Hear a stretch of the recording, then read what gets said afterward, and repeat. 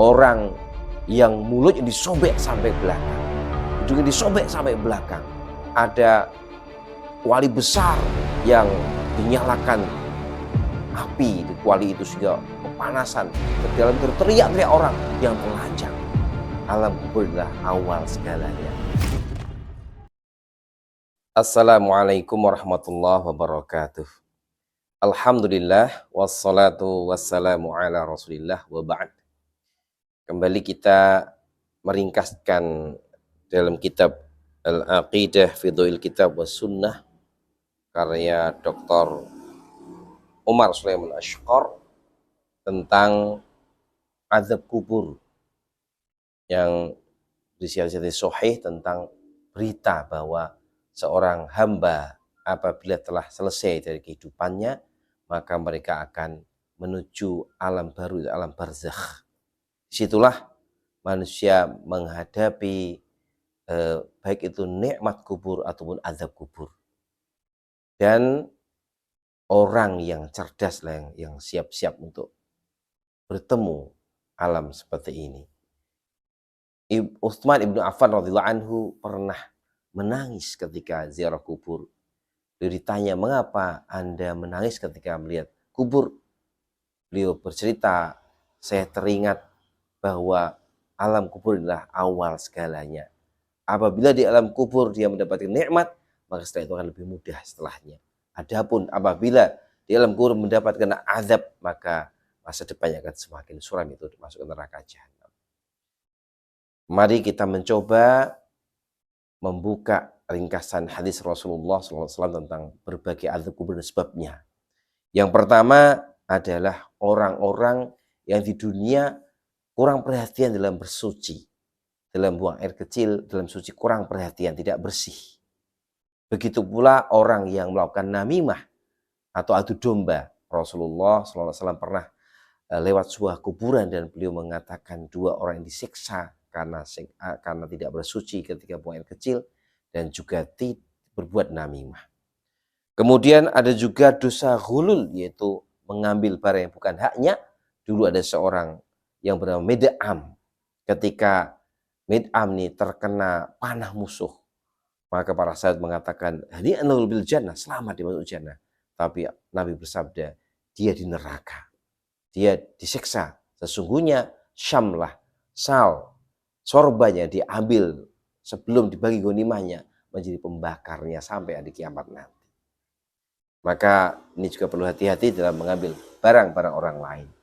Kemudian dalam sebuah mimpi yang panjang yang juga merupakan wahyu tentunya, Nabi melihat berbagai macam manusia dengan berbagai siksaannya. Di antara yang pertama, orang yang dilempar batu kepalanya. Dia duduk terlentang, kemudian dilempar batu sampai pecah, batu menggelinding, kemudian orang itu mengambil batu kembali dan kepala telah kembali baik, dilempar pecah lagi, terus begitu. Nabi juga melihat orang yang mulutnya disobek sampai belakang, hidungnya disobek sampai belakang, mata yang disobek sampai belakang, yang sebelah kanan. Setelah selesai, ganti yang kiri, yang disobek kanan kembali baik, disobek kembali, begitu seterusnya. Begitu pula Nabi melihat pemandangan ada kuali besar yang dinyalakan api di kuali itu sehingga kepanasan. Di dalam teriak-teriak orang yang telanjang. Nabi juga melihat orang-orang yang berenang di sungai darah. Ketika mau minggir ke tepi sungai, dihalangi, dikasih batu mulutnya, kembali ke tengah. Terus begitu. Ketika itu kemudian di akhir perjalanan, Nabi diberitahu bahwa orang yang kepalanya dilempar batu sampai pecah, itu karena dulu dia telah diberi Allah Al-Quran, kemudian dia melupakannya, tidak membacanya kembali, tidak mau mempelajarinya kembali, dan namaan sholatin maktubatin, dia tidur, tidak melakukan sholat fardu, dia mengutamakan tidur leha-leha daripada sholat fardu.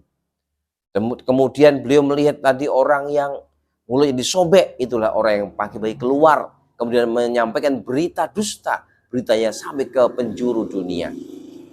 Hari ini mungkin sangat mudah kita lihat orang-orang yang menulis, bicarakan kedustaan-kedustaan, kemudian di-upload, sehingga sampai kemana-mana.